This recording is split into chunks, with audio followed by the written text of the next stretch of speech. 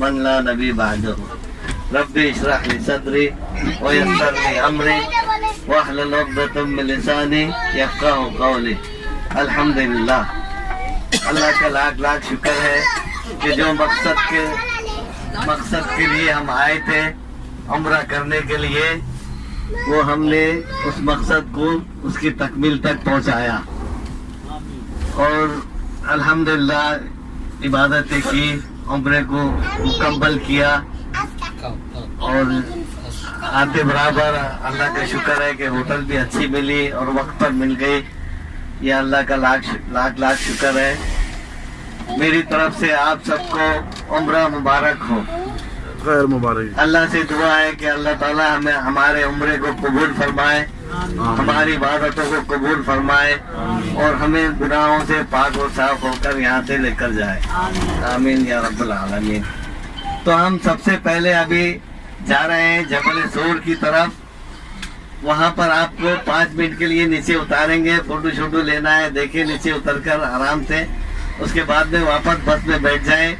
اس کے بعد میں ہم جائیں گے عرفات کی میدان میں۔ عرفات کے میدان میں جبل رحمت ہے، جبل رحمت، مسجد نمرہ، یہ سب چیزیں عرفات کی میدان میں ہے۔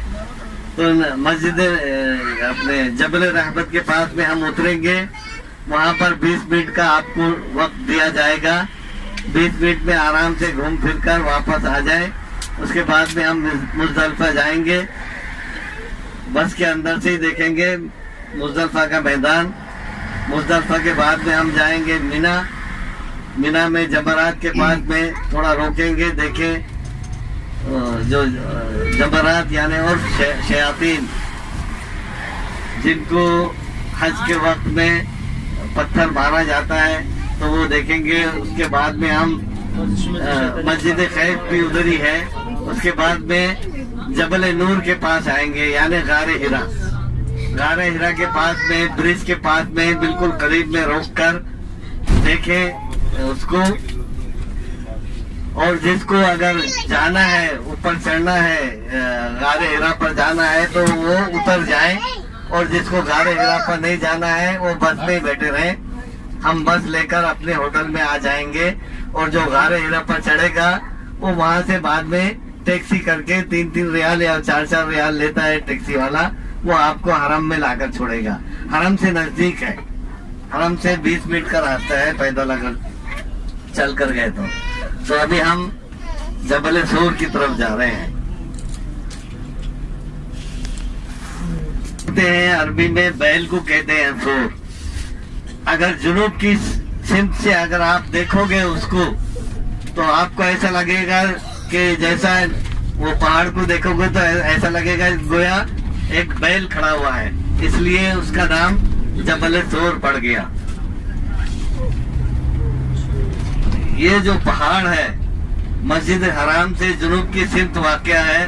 حرم شریف سے اس کا فاصلہ 4 کلومیٹر ہے۔ اس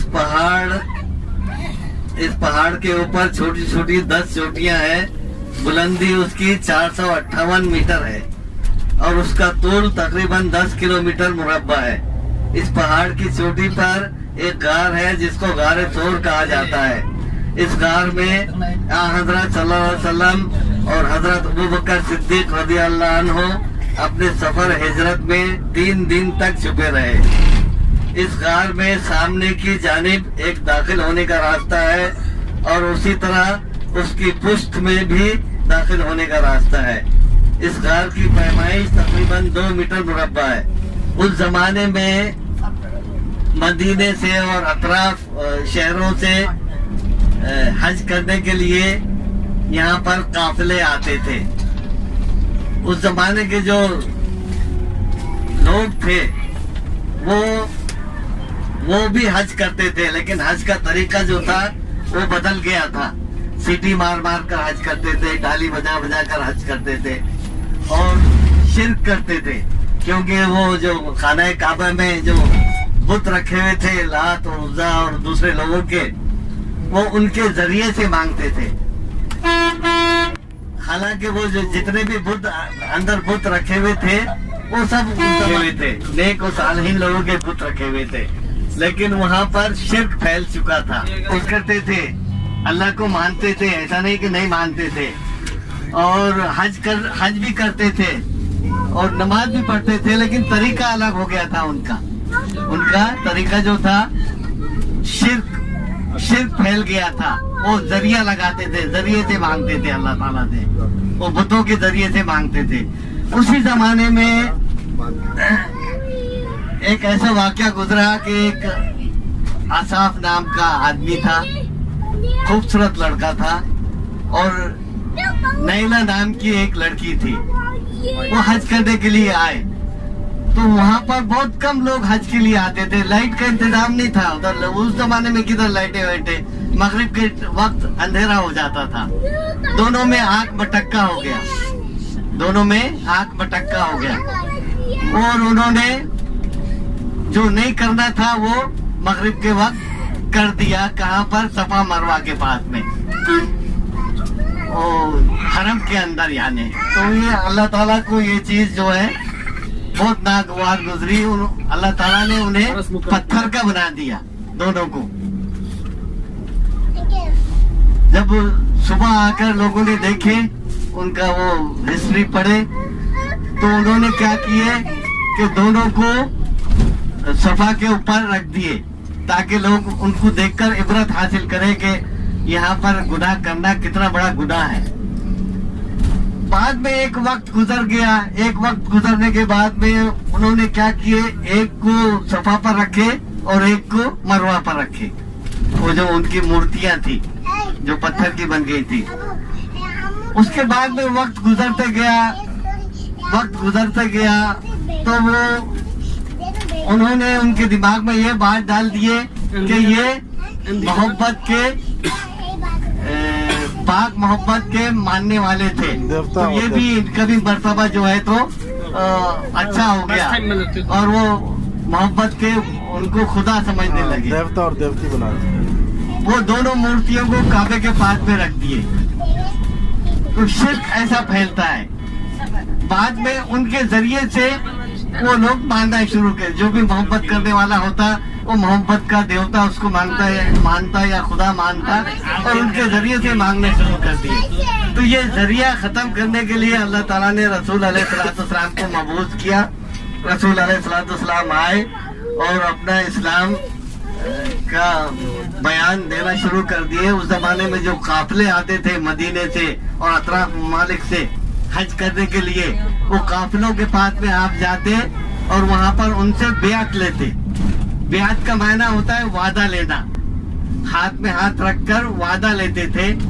उसका जो सरदार होता था कबीले का, वो अगर कोई वादा कर लेता था तो उसकी पूरी कौम उसके साथ होती थी, वो सरदार के साथ में। इसी तरीके से जो काफिले आए मदीने से, तो उन्होंने इस्लाम कबूल कर लिया और आपके हाथ के ऊपर बेअत किए, यानी बेअत का मायने होता है वादा किया।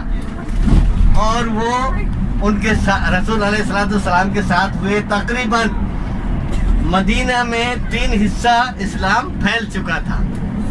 मदीने के अंदर 3 हिस्से इस्लाम फैल चुका था।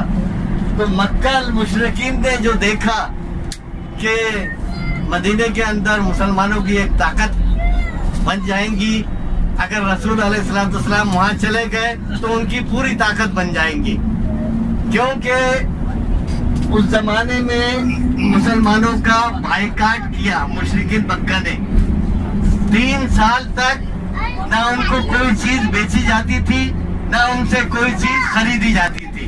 नतीजा पत्ते खाने के ऊपर मजबूर हो गए साहबा, लेकिन अपने ईमान पर डटे रहे, अड़े रहे। फिर रसूल अलैहिस्सलाम ने उनको हिजरत का हुक्म दे दिया कि अभी मक्के में तो अभी हालात ऐसे हैं कि कुछ करने का काबिल नहीं है। ना उनको कोई चीज बेची जाती थी, ना उनसे कोई चीज खरीदी जाती थी, ना उनको बेटी दी जाती थी, ना उनसे बेटी ली जाती थी। उनको हिजरत करने का हुक्म दे दिया रसूल अलैहिस्सलाम ने, और अपने लिए हिजरत करने के लिए इंतजार में रहे, अल्लाह ताला का हुक्म का इंतजार रहे। आखिर एक दिन अल्लाह ताला ने ان کو بھی اجازت دے دی ہجرت کرنے کی. مشرکین مکہ جو تھے انہوں نے ایک میٹنگ بٹھائے اور اس میں یہ طے کیا گیا کہ نعوذ باللہ کسی بھی طریقے سے رسول علیہ السلام کو قتل کر دیا جائے. آج رات رسول علیہ السلام کو وحی کے ذریعے سے اللہ سبحانہ تعالیٰ نے بتا دیا. انہوں نے علی کرم اللہ وجہہ کو بلائے اور ان کو ان کے پاس میں اماناتیں جو تھی ان کی مکے والوں کی وہ ان کو ان کے سپرد کی اور اپنے حجرے میں ان کو بٹھایا اور وہاں سے وہ باہر نکلے. سورت یاسین کی کچھ آیات دم کرتے ہوئے کچھ مٹی نیچے سے لی, اس پر وہ آیات دم کر کے ہوا میں اچھالی. اللہ تعالیٰ نے وہ مٹی وہ جو ادھر کھڑے ہوئے تھے تاک میں, کب آدھی رات ہوتی ہے اور ہم ان کو قتل کر دیں نعوذ باللہ, تو ان کے آنکھوں میں اللہ تعالیٰ نے وہ مٹی پہنچا دی. وہ آنکھ ملتے رہ گئے اور آپ بڑی آسانی کے ساتھ میں نکل کر سیدھا ابوبکر صدیق رضی اللہ عنہ کے گھر گئے, ان کو ساتھ میں لیا. پھر کعبے کے پاس میں گئے, وہاں پر بلند آواز میں آپ نے کہا مکہ شہر سے مخاطب کر کے, اے مکہ شہر, میں جانتا ہوں کہ اللہ تعالیٰ تجھ سے بہت پیار کرتا ہے اور میں بھی تجھ سے بہت پیار کرتا ہوں, لیکن اگر تیرے اہل مجھے نہیں نکالتے تو اللہ کی قسم میں کبھی بھی نہیں نکلتا. یہ بول کر وہ وہاں سے نکلے. کدھر گئے؟ جبل ثور کی طرف. ابوبکر صدیق رضی اللہ عنہ کو ساتھ میں لیے. جبل ثور پر پہنچنے کے بعد میں وہ غار کے اندر آپ داخل ہوئے اور اتنے وقت میں ان کی آنکھ کھل گئی, جن کی آنکھ میں مٹی گئی تھی, اور وہ پیچھا کرنا شروع کر دی. انہوں نے آپ صلی اللہ علیہ وسلم جب پہاڑ پر چڑھ رہے تھے تو انہوں نے دیکھا کہ یہ پہاڑ کی طرف جا رہے ہیں, آپ بھی دور سے آپ بھی ان کے پیچھے ہو گئے. آپ غار کے اندر داخل ہو گئے, ان کو نظر نہیں آیا. جب آپ غار کے اندر پہنچ گئے تو پھر اس وقت مکڑی نے اپنا جال بون لی اس غار کے آس پاس. کبوتر نے ادھر انڈے دے دیے. وہ تلاشتے ہوئے غار کے پاس میں پہنچے. غار کے اندر سے ابوبکر صدیق رضی اللہ عنہ کو ان کے پاؤں نظر آ رہے تھے. انہوں نے کہا یا رسول اللہ آج تو ہم پکڑے گئے. رسول اللہ صلی اللہ علیہ وسلم نے کہا کہ اے ابوبکر فکر مت کرو, ہم دو نہیں, ہمارے ساتھ میں تیسرا اللہ ہے. یہ آیت نازل ہوئی قرآن شریف میں. تو وہاں پر وہ کافی دیر تک کھڑے رہے. اس کے بعد میں انہوں نے غار کے اندر جانا چاہا, لیکن دیکھا کہ ادھر تو جال بچھا ہوا ہے مکڑی کا. اگر رسول علیہ السلام اندر داخل ہوتے تو یہ جال ٹوٹ جاتا. وہ پھر واپس ہو گئے.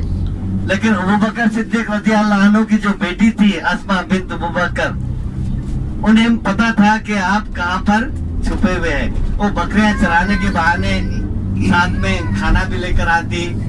اور جب 3 دن گزر گئے تو ابوبکر صدیق رضی اللہ عنہ کے جو غلام تھے انہوں نے 2 اونٹ لے کر آئے. ایک اونٹ پر رسول علیہ السلام سوار ہوئے اور دوسرے اونٹ پر ابوبکر صدیق رضی اللہ عنہ اور ان کے غلام سوار ہوئے اور یہاں سے کوچ کر گئے. یہاں سے کوچ کرنے کے بعد میں وہ مسجد قباء گئے. تو یہ تو جبل ثور کی کہانی تھی.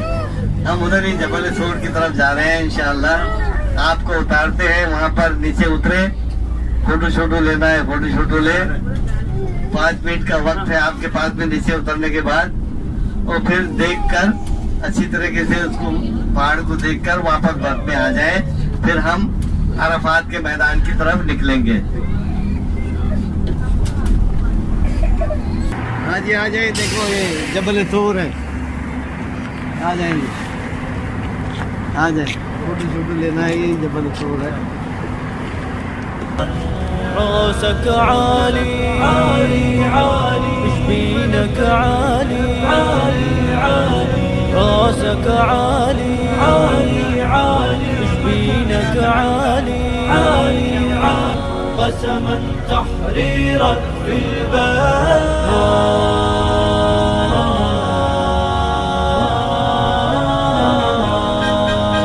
عهدا منا نوفي الدين ما ننساكم أسرانا أن وياكم صمدين يوم الفرحة ملقانا أكثر من 10,000 جوا السجن لا من خاف ربع الشعب بسجن وطاف والعالم شافوا ما شاف